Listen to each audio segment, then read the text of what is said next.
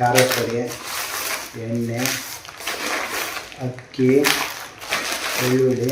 ನಮಸ್ಕಾರ, ನಾನು ನಿಮ್ಮ ಆಟೋ ರಾಜ ಶಿವು ಮಾತಾಡ್ತಿರೋದು.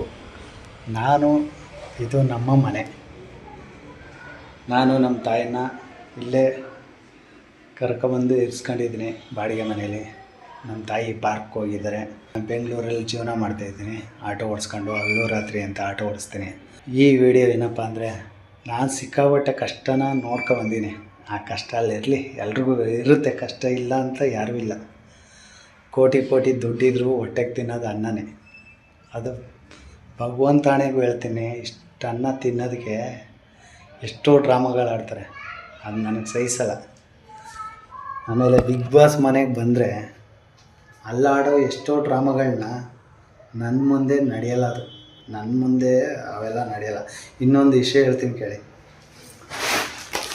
ನೋಡಿ, ಖಾರದ ಪುಡಿ, ಎಣ್ಣೆ, ಅಕ್ಕಿ, ಬೆಳ್ಳುಳ್ಳಿ ಇಷ್ಟೆಲ್ಲ ತರೋದಕ್ಕೆ 350 ರೂಪಾಯಿ ಆಯಿತು.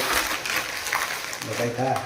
ಇದೆಲ್ಲ ತಂದಿರೋದು ನಾನು ಆಟೋ ಓಡಿಸಿ ಸಂಪಾದನೆ ಮಾಡಿ ತಂದಿರೋದು. ತಿಂಗಳಾಯಿತು ಅಂದರೆ ಬಾಡಿಗೆನೂ ಕಟ್ತೀನಿ. ನಾಲಿಗೆ ಚೆನ್ನಾಗಿರಬೇಕು, ನಾವು ಆಡೋ ಮಾತು ಚೆನ್ನಾಗಿರಬೇಕು.